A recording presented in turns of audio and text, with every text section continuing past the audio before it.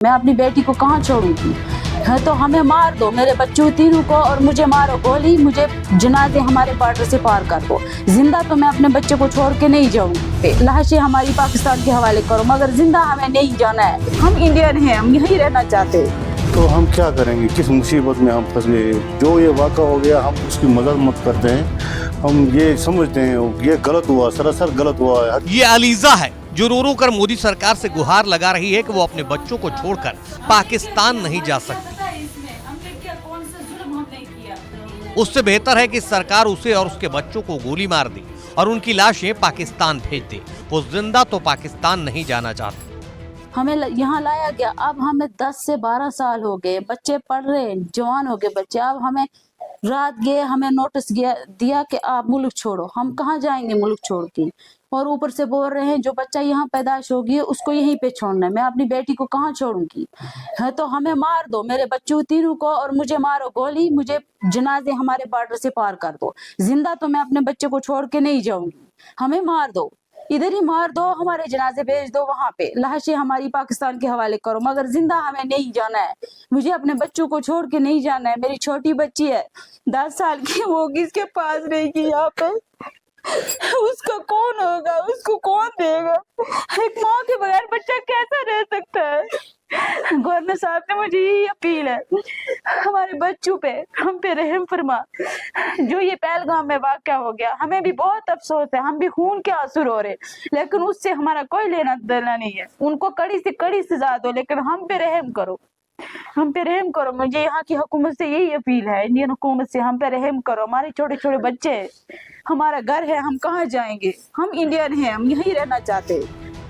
दरअसल अलीजा की दर्द भरी कहानी उसके पति मोहम्मद रफीक की पिछली जिंदगी से जुड़ी है। रफीक पहले आतंक की ट्रेनिंग लेने सीमा पार पाकिस्तान चला गया था जब उसकी उम्र महज 17 साल थी, लेकिन सरकार की पुनर्वास नीति के तहत रफीक कश्मीर लौटा और एक नई जिंदगी की शुरुआत की। अब वो मेहनत मजदूरी करके घर चला रहा है। हमारे पास कल आई नोटिस 5 बजे उसमें लिखा हुआ है आप 27 तारीख तक खाली करो। बोले हमारे पास सब डॉक्यूमेंट है, मतलब आधार कार्ड है, शनाख्ती कार्ड है, जो ये राशन कार्ड है, डोमिसाइल है, सब डॉक्यूमेंट है। मेरे छोटे छोटे बच्चे, हम लोगों को 12 साल हो गए इधर आए हुए। 2003 में रिहैबिलिटेशन मुताबिक हम आए यहाँ पे। हम लोगों के लिए रिहैबिलिटेशन बनाई गई, आप आ जाओ वापस, तो आप लोगों को इधर से जीने, मतलब रहने देगा। तो हम लोग यहाँ पे आए, यहाँ पे हम अमन सुकून की ज़िंदगी बसर कर रहे थे। मजदूरी कर रहा हूँ, मैं सुबह शाम जाता हूँ, मजदूरी करता हूँ, अपने बच्चों का पेट पाल चलाता हूँ।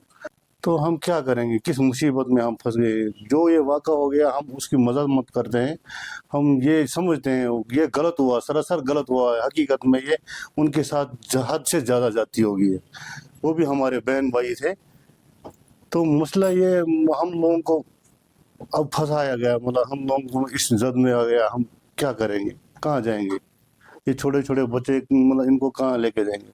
बोलते हैं एक बच्ची को छोड़ना है यहाँ पे, 2 को लेना है वहाँ पे, वो छोटी बच्ची, हम क्या करेंगे उसका? मैं 2003 में यहाँ से गया था। मैं उस टाइम 16-17 की मेरी एज थी, टीन एज मेरी थी। मैं 7th में पढ़ रहा था उस टाइम। तो मेरा मतलब एक हिसाब, मतलब समझो बचपन में ही दिमाग था। मैं गलती अपनी मानता हूँ, मैं एक्सेप्ट करता हूँ। मैं उस टाइम गया था, छोटा बच्चा था मैं, 17-18 साल की मेरी एज थी। तो पूरी मेरी दाढ़ी भी नहीं फटी हुई थी।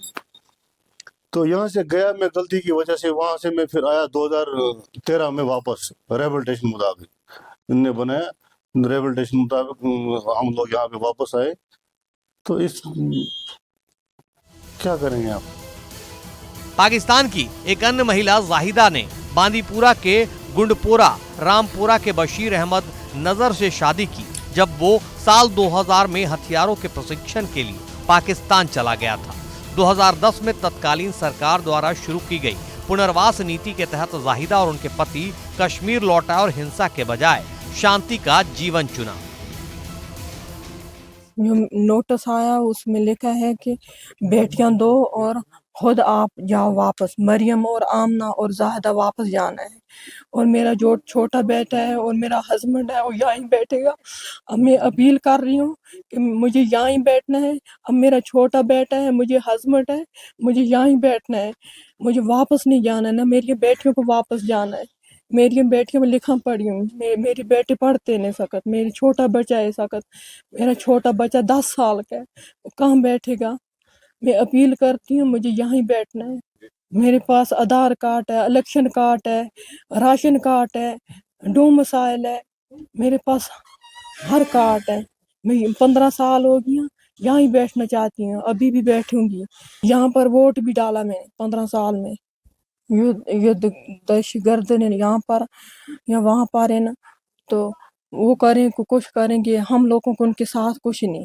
ہم لوگ اپنے گھر میں بیٹھتے ہیں, ہم لوگوں کو کیوں ڈالا ہے سزا میں.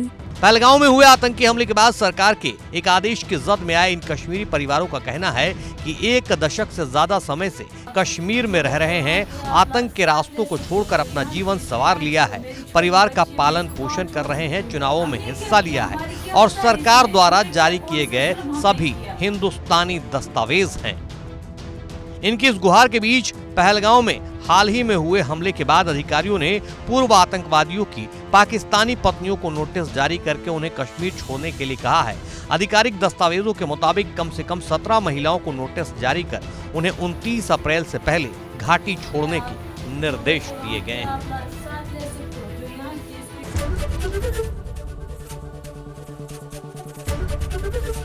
ABP گنگا, خبر آپ کی, زبان آپ کی.